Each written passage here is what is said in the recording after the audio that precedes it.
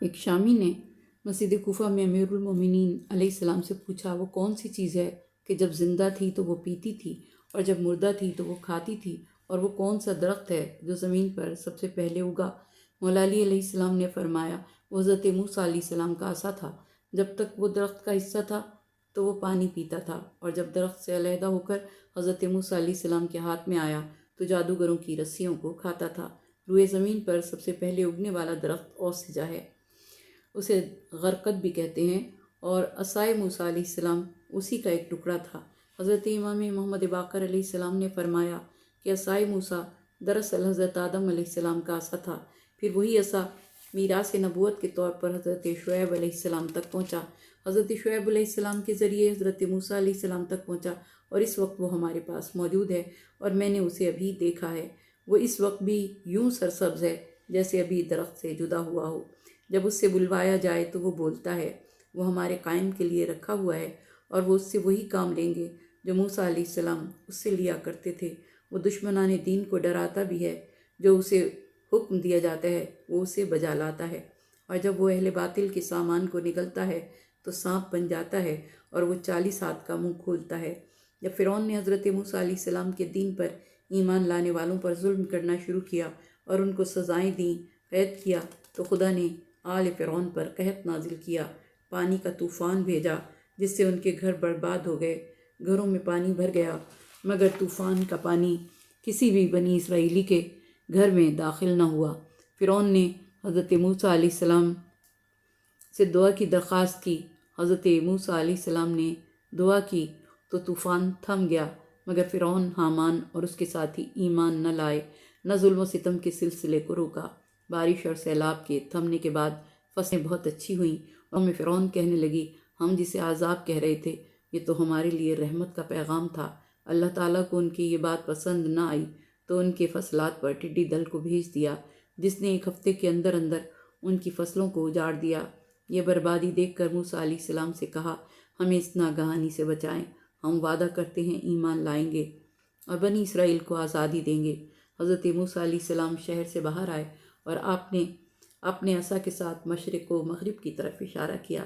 اس کے بعد ٹڈی دل جہاں سے آیا تھا وہاں چلا گیا، مگر فرعون نے ایمان قبول نہ کیا۔ پھر خدا نے جوؤں کا عذاب نازل کیا۔ جوؤں کا یہ لشکر آل فرعون کے گھروں میں لباس میں گھس گیا، اور حالت یہ ہوئی کہ وہ انہیں کاٹتی تھیں، ان کا خون چوستی تھیں۔ تنگ آ کر پھر حضرت موسیٰ علیہ السلام سے درخواست کی۔ حضرت موسیٰ علیہ السلام نے دعا کی تو جوؤں کا لشکر غائب ہو گیا، مگر فرعون نے اپنا وعدہ پورا نہ کیا۔ پھر خدا نے اس قوم پر مینڈکوں کا عذاب نازل کیا۔ دریا سے مینڈکوں کا ایک لشکر برآمد ہوا اور آل فرعون کے گھروں میں گھس گیا۔ وہ ہانڈی پکاتے تو اس میں چلے جاتے، وہ کھاتے تو روٹی پر مینڈک آ کر بیٹھ جاتے، اور جب کوئی شخص بات کرنے کے لیے ذرا سا منہ کھولتا تو مینڈک پھدک کر اس کے منہ میں چلے جاتے۔ اس کے کچھ عرصے کے بعد خدا نے ان پر خون کا عذاب نازل کیا۔ نیل کا پانی آل فرعون کے لیے خون کی شکل اختیار کر گیا۔ خدا کا کرشمہ یہ تھا کہ بنی اسرائیل نیل کا پانی پیتے تو وہ انہیں پانی کی شکل میں دکھائی دیتا اور پانی کا ذائقہ محسوس ہوتا، لیکن جب آل فرعون اسے دیکھتی تو خون دکھائی دیتا، اور جب وہ اسے منہ میں ڈالتے تو انہیں خون کا ذائقہ محسوس ہوتا۔ فرعون نے کئی دن تک پیاس بجھانے کے لیے درختوں کے تازہ پتے چبائے، لیکن جب ان کا پانی اس کے منہ میں جاتا تو وہ خون بن جاتا۔ یہ خون نکسیر جیسا ہوتا تھا، اور آخر کار پھر حضرت موسیٰ علیہ السلام سے دعا کی درخواست کی۔ عذاب کے برطرف ہونے کے بعد بھی وہ کافر کے کافر ہی رہے۔ پھر ان پر سرخ رنگ کی برف باری ہوئی، اس طرح کی برف باری نہ دیکھی تھی نہ سنی۔ اس برف کو قرآن پاک میں رجس کہا گیا ہے، سورہ اعراف میں اس کا ذکر موجود ہے، اور امام نے فرمایا کہ خراسان کا علاقہ ارض رجس ہے۔ اتنے عذاب بھی فرعون کو ایمان کی منزل تک نہ لا سکے، اور خدا نے آخر کار اس پر عذاب نازل فرما کر اسے ڈبو دیا اور دنیا کے لیے باعث عبرت بنا دیا۔ ڈوبے تو سب تھے، مگر پھٹکار میں اکیلے فرعون کا ذکر کیا، اس لیے کہ ان سب کو ڈبونے اور ہلاکت ابدی میں گرفتار کرنے کا باعث وہ تھا، جیسے کہ سورہ ہود کی آیت میں خدا نے ارشاد فرمایا کہ وہ اپنی قوم کے آگے آگے ہوگا، کہ اسی نے ان سب کو دوزخ میں پہنچایا ہے۔ اس طرح تمہارے لیے نشانی ہے قوم عاد میں، جبکہ ہم نے ان پر ایسی تیز و تند آندھی بھیجی۔ تو خداوند تعالیٰ نے فرمایا کہ قوم عاد کی داستان میں بھی ایک عبرت ہے۔ جبکہ ہم نے ان پر عقیم اور بغیر بارش کا طوفان بھیجا۔ حضور اکرم صلی اللہ علیہ وآلہ وسلم نے ارشاد فرمایا کہ آج تک جب بھی ہوا چلی تو ایک خاص پیمانے کے ساتھ چلی، سوائے قوم عاد کے۔ جو ہوا قوم عاد پر چلی اس نے انہیں ہلاک کر کے رکھ دیا۔ امام محمد باقر علیہ السلام نے فرمایا کہ اللہ تعالیٰ کے پاس ہواؤں کے بھی لشکر ہیں، جو گناہ کرتا ہے اسے ان کے ذریعے عذاب دیا جاتا ہے۔ اللہ تعالیٰ نے فرمایا الرِّیحُ الْعَقِیمُ، اس سے مراد وہ ہوا ہے جس میں بارش نہ ہو۔ ہوا کی 4 اقسام ہیں، یہ ملائکہ کے نام ہیں۔ نمبر 1 شمال، نمبر 2 جنوب، نمبر 3 صبا اور نمبر 4 دبور۔ ہر ہوا پر ایک فرشتہ مقرر ہے۔ حضرت علی علیہ السلام کا فرمان ہے کہ ہوا کی 5 قسمیں ہیں، ان میں ایک عقیم ہے، اس کے شر سے اللہ کی پناہ مانگو۔ حضرت امام محمد باقر علیہ السلام نے فرمایا وہ ہوا جو عقیم ہے وہ 7ویں زمین کے نیچے سے نکلتی ہے۔ یہ ہوا آج تک باہر نہیں نکلی سوائے قوم عاد کی ہلاکت کے، کہ جب اللہ تعالیٰ نے قوم عاد پر غضبناک ہو کر ان پر عذاب بھیجا تو اس نے ہوا کے خازنوں کو حکم دیا کہ ایک انگوٹھی کے دائرے کے برابر ہوا کو اس قوم پر خارج کرو، لیکن ہوا غضبناک ہو گئی اور وہ ایک بیل کے ناک کے برابر ہو گئی۔ تو اس وقت ہوا پر مامور فرشتوں نے بارگاہ ربوبیت میں فریاد بلند کی کہ ہوا نے ہمارے امر سے انکار کر دیا ہے، ہمیں خوف ہے تیری مخلوق میں سے وہ بھی مارے جائیں گے جنہوں نے کوئی گناہ نہیں کیا۔ تو اللہ تعالیٰ نے جناب جبرائیل علیہ السلام کو بھیجا تو انہوں نے اپنا پر مار کر اسے روک دیا اور فرمایا کہ تو اتنا ہی باہر آ جتنا تجھے حکم دیا گیا ہے۔ اس قوم عاد کی ساری قوم کی ہلاکت اس ہوا کے ذریعے ہوئی۔ اس آندھی کی خصوصیت یہ تھی کہ وہ جس چیز کے پاس سے گزرتی تھی اس کو نابود کیے بغیر نہ چھوڑتی تھی، اور خشک کٹی پھٹی گھاس یا بوسیدہ ہڈیوں کی صورت میں تبدیل کر دیتی تھی۔ قوم عاد کی تیز آندھی عام تیز آندھی نہیں تھی، بلکہ انہیں ہلاک کرنے، تباہ کرنے کے لیے فزیکل دباؤ سے جلانے اور زہریلا بنانے کی خاصیت رکھتی تھی، جو طرح طرح کی اشیاء کو بوسیدہ اور بیکار بنا دیتی ہے۔ ان کا سب کچھ تباہ ہو گیا، جسم بوسیدہ ہو کر تنکوں کی مانند بکھر گئے۔ یہ طاقتور اور دولت مند قوم عاد کا قصہ ہے جو سرزمین امان اور حضرموت کے علاقے میں رہتے تھے۔ پھر قوم سمود کی طرف اشارہ ہے کہ تم زندگی کی تھوڑی سی مدت کے لیے فائدہ اٹھا لو اور پھر عذاب الہی کے منتظر رہو۔ حتّائین سے مراد وہی مہلت کے 3 دن ہیں۔ امام جعفر صادق علیہ السلام سے روایت ہے کہ جب ناقہ صالح قطع ہو گئی تو حضرت صالح علیہ السلام نے اپنی قوم سے کہا کہ کل صبح ہوگی تو تمہارے چہرے سرد ہو جائیں گے، اور دوسرے دن تمہارے چہرے سرخ ہو جائیں گے، اور تیسرے دن تمہارے چہرے سیاہ ہو جائیں گے، اور چوتھے دن تم پر عذاب آ جائے گا اور تم ہلاک ہو جاؤ گے۔ چنانچہ صبح ہوئی تو لوگوں کے چہرے سرد ہو گئے، اور لوگوں نے ایک دوسرے سے کہا کہ صالح علیہ السلام کی بات سچی ثابت ہوئی، مگر سرکش سرداروں نے کہا کہ ہم کبھی بھی صالح علیہ السلام کی بات تسلیم نہیں کریں گے۔ دوسرا دن ہوا تو سب کے چہرے سرخ ہو گئے۔ سرکش سرداروں نے اس سے بھی کوئی عبرت حاصل نہ کی اور کہا کہ خواہ ہم ہلاک ہی کیوں نہ ہو جائیں، پھر بھی ہم حضرت صالح علیہ السلام کی بات تسلیم نہ کریں گے، اور جن دیوی دیوتاؤں کو ہمارے آباء و اجداد پوجتے تھے ہم ان کی عبادت کبھی نہیں چھوڑیں گے۔ تیسرا دن ہوا تو لوگوں کے چہرے سیاہ ہو گئے، اور انہوں نے ایک دوسرے سے کہا کہ صالح علیہ السلام کی بات بالکل سچ ثابت ہوئی ہے۔ سرکش سرداروں نے کہا کہ ہم عذاب برداشت کر لیں گے، لیکن صالح علیہ السلام کی بات کو پھر بھی نہیں مانیں گے۔ وہ دن گزرا، رات ہوئی۔ جب آدھی رات کا وقت ہوا تو جبرائیل امین آئے اور انہوں نے ایک چیخ ماری۔ وہ چیخ اتنی شدید تھی کہ لوگوں کے کانوں کے پردے پھٹ گئے اور دل دہل گئے، جگر کئی حصوں میں بٹ گئے۔ قوم صالح کی موت کا یقین ہو چکا تھا، اسی لیے سب نے کفن پہن لیے تھے اور حنوط کر لیے تھے۔ جیسے ہی چیخ بلند ہوئی تو پلک جھپکنے کی دیر میں تمام افراد ہلاک ہو گئے اور ایک بھی زندہ نہ بچا۔ اللہ کا عذاب صرف چیخ تک ہی محدود نہ رہا، اللہ نے ان پر آگ بھیجی جس نے انہیں جلا کر خاکستر کر دیا۔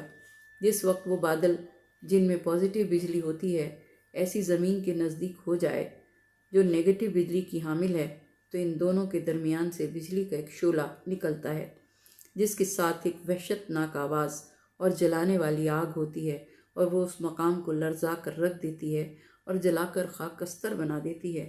آخر کار وہ اس طرح زمین پر گر پڑے کہ ان میں کھڑے ہونے کی بھی قدرت نہ تھی اور نہ ہی کسی سے مدد طلب کر سکتے تھے۔ انہوں نے اسی حالت میں جان دے دی اور ان کی سرگزشت دوسروں کے لیے درس عبرت بن گئی۔ یہ قوم عرب کے معروف قبیلوں میں سے تھی۔ یہ قوم سرزمین حجر جو حجاز کے شمال میں ایک علاقہ ہے میں آباد تھی۔ ان کے آثار دوسروں کے لیے خدا نے درس عبرت بنا دیے۔ آخری آیت میں قوم نوح کا ذکر آیا کہ ہم نے قوم نوح کو ان سے پہلے ہلاک کیا تھا کیونکہ وہ ایک فاسق قوم تھی۔ فاسق اس شخص کو کہتے ہیں جو خدا کے فرمان کی حدود سے باہر قدم نکالے اور کفر و ظلم اور دوسرے تمام گناہوں میں ملوث ہو۔ قوم فرعون، لوط، عاد و سمود نے قوم نوح کی افسوسناک داستان سن رکھی تھی، لیکن افسوس انہوں نے اس سے عبرت حاصل نہیں کی اور خود بھی نشان عبرت بن گئے۔ ہم نے آسمان کو اپنی طاقت کے ساتھ بنایا اور ہمیشہ اسے وسیع کرتے رہے۔ عربی زبان میں ید کا لفظ طاقت و قوت کے لیے استعمال ہوتا ہے، اسی لیے خدا نے سورہ صاد کی آیت نمبر 75 میں کہا، اے ابلیس، تجھے کس چیز نے اس کو سجدے سے روکا جس چیز کو ہم نے اپنے ید خاص سے بنایا، یعنی اپنی خاص قدرت سے بنایا۔ اس نے دنیا جہان کی اشیاء کو ایک دوسرے کی ضد بنا کر پیدا کیا تاکہ واضح ہو جائے کہ اس کے لیے کوئی ضد نہیں، اور وہ انہیں ایک دوسرے کا جوڑا قرار دیتا ہے تاکہ معلوم ہو جائے کہ اس کا کوئی جوڑا نہیں۔ نور کو ظلمت کی ضد بنایا، خشکی کو تری کی ضد بنایا، سختی کو نرمی کی ضد بنایا، سردی کو گرمی کی ضد بنایا، اور اس کے باوجود ان چیزوں کو جو ایک دوسرے کی ضد ہیں جمع کر دیا، اور ہر چیز کو خدا نے جوڑے کی صورت میں بنایا تاکہ تم اس سے سبق حاصل کرو۔ پس خدا نے ارشاد فرمایا کہ تم خدا ہی کی طرف دوڑو، اس کی طرف سے تمہارے لیے صاف صاف صورت میں خبردار کرنے والا میں ہوں۔ امام زین العابدین علیہ السلام نے فرمایا کہ خدا کی طرف دوڑو سے مراد کعبۃ اللہ کا حج ہے۔ کعبۃ اللہ اللہ کا گھر ہے۔ جس نے بیت اللہ کا حج کیا اس نے اللہ کا قصد کیا، اور مسجد اللہ کا گھر ہے۔ جس نے مسجد کی طرف کوشش کی، اپنا رخ کیا، تو اس نے اللہ کی طرف کوشش کی اور اپنا رخ کیا اور اس کا قصد کیا۔ میں نے جنوں اور انسانوں کو پیدا نہیں کیا مگر اس لیے کہ وہ میری بندگی کریں اور میری عبادت کریں۔ انسانوں کی زندگی کا اہم ترین سوال کہ وہ کیوں پیدا ہوئے، ان کی خلقت کا مقصد کیا ہے، تو اللہ تعالیٰ نے انسان کے اس سوال کا جواب دیا ہے کہ اس نے زندگی کا مقصد صرف اور صرف اللہ کی عبادت اور اللہ کی بندگی کو قرار دیا۔ امام حسین علیہ السلام نے فرمایا، اے لوگو، اللہ تعالیٰ نے اپنے قرآن میں فرمایا ہے کہ اس نے اپنے بندوں کو نہیں پیدا کیا مگر اس لیے کہ وہ اسے جانے، بس جب تم اسے پہچان لو تو اس کی عبادت کرو۔ جب صرف اس کی عبادت کرنے لگو تو اس کے غیر کی عبادت سے بے نیاز ہو جاؤ۔ اس وقت ایک آدمی نے آپ کی خدمت میں عرض کیا کہ اے فرزند رسول، میرے والدین آپ پر قربان ہو جائیں، اللہ کی معرفت کیا ہے؟ آپ نے فرمایا، ہر زمانے کے امام کی معرفت اللہ کی معرفت ہے، امام کی اطاعت اللہ کی اطاعت ہے۔ اللہ تو خود ہی رزق دینے والا ہے اور وہ بڑی طاقت والا ہے۔ رزق دینے والا بھی اللہ ہے اور انسان سراپا محتاج ہے، اسے ہر وقت اس کی احتیاج رہتی ہے۔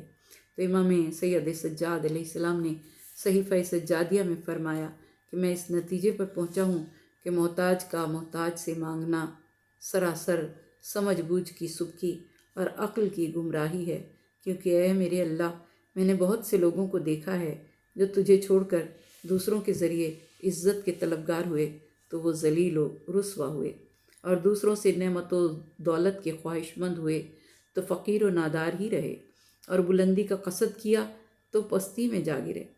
یہ حقیقت ہے کہ خداوند تعالیٰ کی ذات ہی انسان کو رزق عطا کرتی ہے، لیکن اس نے رزق کے حصول کے لیے شرائط مقرر فرمائی ہیں کہ اپنی طرف سے کوشش کرو اور پھر اللہ سے طلب کرو تو وہ ضرور انسان کی حاجات بر لاتا ہے۔ اور امام جعفر صادق علیہ السلام نے فرمایا، جو طلب نہیں کرتا یعنی کوشش نہیں کرتا تو اس کی دعا بھی قبول نہیں ہوتی۔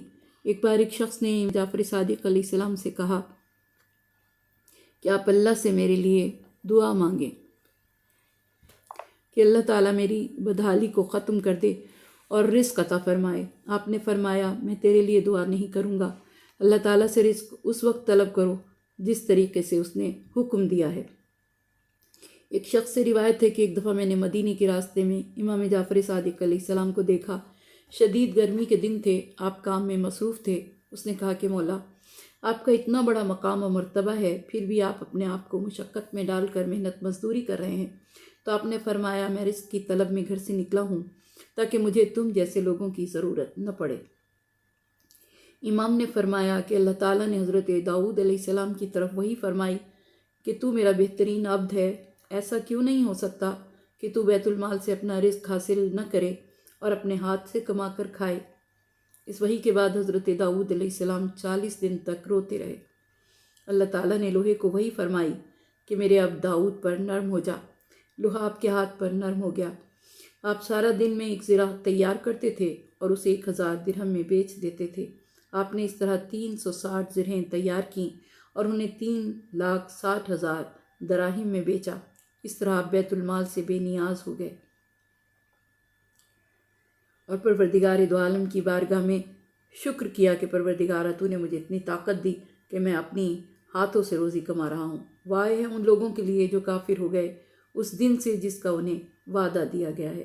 یہ آیات سورہ زاریات کی آخری آیات ہیں جن میں کافرین مکہ کو تنبیہ کی گئی ہے کہ وہ نبی کو جادوگر یا مجنون قرار دیتے ہیں اور پچھلی اقوام کی طرح ان کو بھی خدا اسی انجام سے دوچار کرے گا اور وہ بھی اسی طرح ہواؤں کی زد میں، بجلی کی کڑک کی زد میں، برستے پانی کی زد میں آ سکتے ہیں، اور یہ تمام چیزیں جو فی الحال ان کے لیے نعمت ہیں کسی وقت بھی عذاب الہی میں بدل سکتی ہیں، اور اس طرح یہ بستیاں تباہ و برباد ہو سکتی ہیں جیسے قوم عاد، قوم سمود، قوم فرعون اور قوم نوح کی بستیاں فنا کے گھاٹ اتاری گئیں۔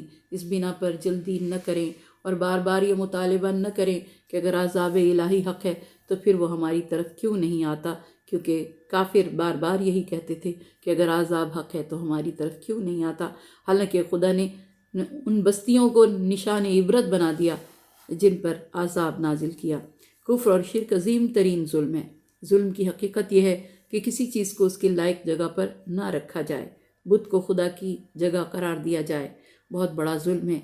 اس لیے وہ بھی اسی سلوک کے مستحق ہیں جو پچھلی ظالم اقوام کے ساتھ کیا گیا، وہ بھی یہی ظلم کرتے رہے اور آخر کار خدا کے عذاب کی زد میں آئے۔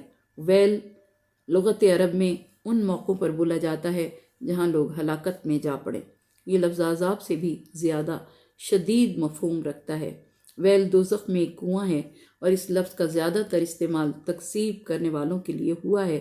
سورہ مرسلات میں اس جملے کو پروردگار دو عالم نے 10 بار دہرایا ہے، 10 بار اس کی تکرار کی ہے۔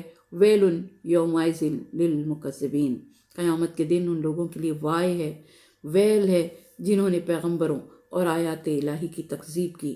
خداوندہ ہمیں اس عظیم دن کے عذاب اور وحشتناک رسوائی سے اپنے لطف و کرم کی پناہ میں رکھنا۔ بار الہ ہمیں اپنی معرفت عطا فرما اور اپنی عبودیت اور بندگی کی راہ پر گامزن رہنے کی توفیق عطا فرما۔ پروردگارہ ہمیں ان اقوام کے دردناک انجام سے محفوظ رکھ جنہوں نے تیرے انبیاء اور آیات کی تکذیب کی یا ان کی تعلیمات کو پس پشت ڈالا۔ خداوندہ ہمیں خواب غفلت سے محفوظ رکھنا۔ پروردگارہ ہمیں تکبر سے اور تمام ان برائیوں سے محفوظ رکھنا جن پر تیری جانب سے قوموں پر عذاب آتے رہے۔ پروردگارہ تجھے واسطہ تیرے پیارے حبیب کا، ان کی آل طیب و طاہر کا، پروردگار دو عالم ہم پر اپنی نعمتوں کا نزول فرما، ہم پر اپنی رحمتوں کا نزول فرما۔ پروردگارہ ان عذابوں سے ہمیں محفوظ رکھنا جو تو نے پچھلی اقوام پر بھیجی۔ پروردگار دو عالم تو ہمارے گناہان صغیرہ و کبیرہ کو بخش دینا۔ اے پالنے والے تجھے ان ہستیوں کا واسطہ جن کی خاطر تو نے اس کائنات کو تخلیق کیا، جن کے وسیلے سے تیری رحمتوں تیری برکتوں کا نزول ہوتا ہے، جن کے وسیلے سے دعائیں تیری بارگاہ میں شفع قبولیت پاتی ہیں۔ پروردگارہ ہمیں قرآن پاک کو پڑھنے سمجھنے کی توفیق عطا فرما۔ پروردگار دو عالم تو ہمیں ان تمام مصیبتوں سے محفوظ رکھ جو تمام مصیبتیں ہمارے گناہوں کے سبب ہم پر نازل ہوتی ہیں۔ پروردگار دو عالم تجھے واسطہ تیرے پیارے حبیب اور ان کی آل طیب و طاہر کا ہمارے ملک پر رحم فرما۔ جو بیمار ہیں کل بیماروں کو صحت کاملہ، صحت عاجلہ عطا ہو۔ جو پریشان ہیں پروردگارہ تو ان کی پریشانیوں کو دور فرما۔ جو رزق کے طلبگار ہیں ان کی روزی میں برکت عطا فرما۔ پالنے والے نام بنام سب کی حاجتوں کو روا فرما، سب کی مشکلوں کو آسان فرما۔ جن بچوں نے امتحان دیا ہے، دے رہے ہیں، دینے والے ہیں، پروردگارہ ان سب کو اعلیٰ کامیابی عطا فرما۔ محمد و آل محمد کے صدقے میں پروردگار دو عالم جو حج و زیارات کے متمنی ہیں انہیں یہ سعادت نصیب فرما۔ اہل اسلام پر رحم فرما، اسلام کے دشمنوں کو نیست و نابود فرما، یہودیت اور عیسائیت کی چالوں کو انہی پر پلٹ دے، اسلام کا بول بالا فرما۔ جو بے گناہ قید ہیں پروردگار دو عالم ان بے گناہوں کی رہائی کا انتظام فرما۔ پروردگارہ ہمارے ملک میں امن و امان رہے، دہشت گردوں کو نیست و نابود فرما۔ پروردگارہ واسطہ تجھے تیرے پیارے حبیب کا ہم پر رحم فرما، اور محمد و آل محمد کے صدقے میں ہماری اولاد کو نیک سعادت مند بنا۔ پالنے والے ہمارے امام کے ظہور میں تعجیل فرما، ہمارے امام کے ظہور میں تعجیل فرما، ہمارے امام کے ظہور میں تعجیل فرما۔ آمین یا رب العالمین۔ ربنا تقبل منا انک انت السمیع العلیم۔